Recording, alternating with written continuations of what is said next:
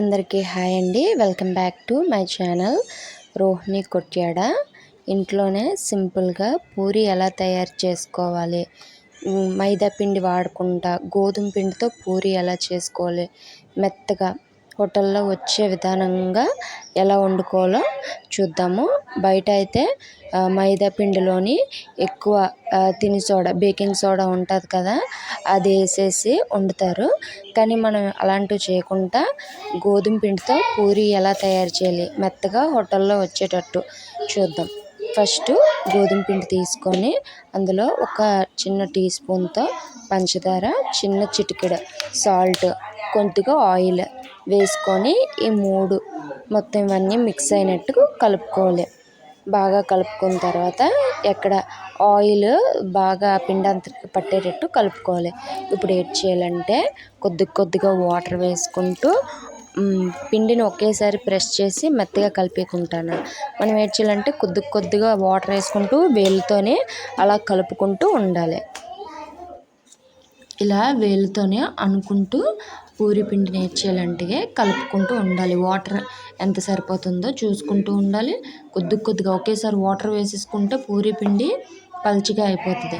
అలా కాకుండా గట్టిగా కాకుండా మనకి మంచి మెత్తగా రావాలంటే ఇలాగా వేళ్ళతో కలుపుకుంటూ వాటర్ని అంతా ఈ పిండి అబ్జర్వ్ చేసుకున్నట్టు కలపాలి.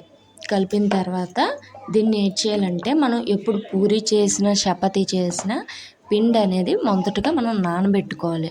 ఈ నానబెట్టుకోవడం వల్ల లేట్ అవుతుందంటే పిండి చాలా సాఫ్ట్గా మెత్తగా మనకి పూరీలు కానీ చపాతీ కానీ వస్తాయి.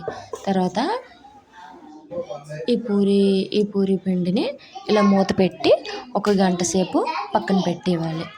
పూరి పిండికి మనం ఎప్పుడు ఏం చేయాలంటే ఆయిల్తోని పాముకోవాలి.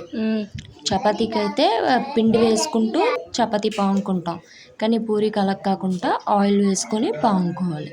ఇప్పుడు ఒక కళాయిలోని ఆయిల్ వేసుకొని బాగా హీట్ ఎక్కించాలి.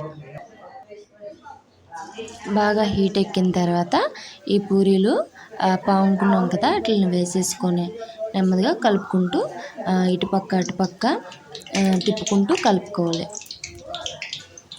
పూరీలు అనేవి జస్ట్ లైట్గా అలా పొంగుతూ అలా చాలా సాఫ్ట్గా వస్తుంటాయి. రెండు పక్కల కాలిన తర్వాత మనం పూరీలు దించేసుకోవచ్చు. ఇలా పూరీల్ని మనం ఇంట్లోనే సింపుల్గా ఈజీగా చేసేసుకోవచ్చు. హోటల్లో మైదా పిండి పూరీలు తినే కన్నా మీరు ఇలాగా ఇంట్లోని గోధుమ పిండితో పూరి చేసి పిల్లలకి పెడితే టేస్ట్ ఉంటుంది, హెల్తీగా కూడా ఉంటుంది. మార్నింగ్ పూట పిల్లలు అడిగేటప్పుడు ఇలా మీరు ఇంట్లోనే తయారు చేసి పెట్టండి, చాలా టేస్టీగా ఉంటాయి. ఈ పూరీలు హోటల్లో చేసే విధానంగా ఎంతో టేస్ట్గా ఉంటాయి. ఈ పూరీల్లోకి నేను ఎగ్ బుర్జీ కర్రీ చేశాను. మీకు కావాలంటే ఎగ్ బుర్జీ కర్రీ షార్ట్స్, ఈ ఎగ్ బుర్జీ కర్రీ ఎలా చేయాలో నేను షార్ట్ వీడియోస్లో చేసి పోస్ట్ చేశాను. మీకు ఎగ్ బుర్జీ వీడియో కావస్తే మీరు షార్ట్ వీడియోలోకి వెళ్ళి చెక్ చేయండి, ఒకసారి మీకు కనిపిస్తుంది. ఈ వీడియో కనుక మీకు నచ్చినట్టయితే లైక్ చేయండి, షేర్ చేయండి, కమెంట్ చేయండి. రోహిణి కొట్యాడ ఛానల్కి సబ్స్క్రైబ్ చేసుకోండి. బాయ్.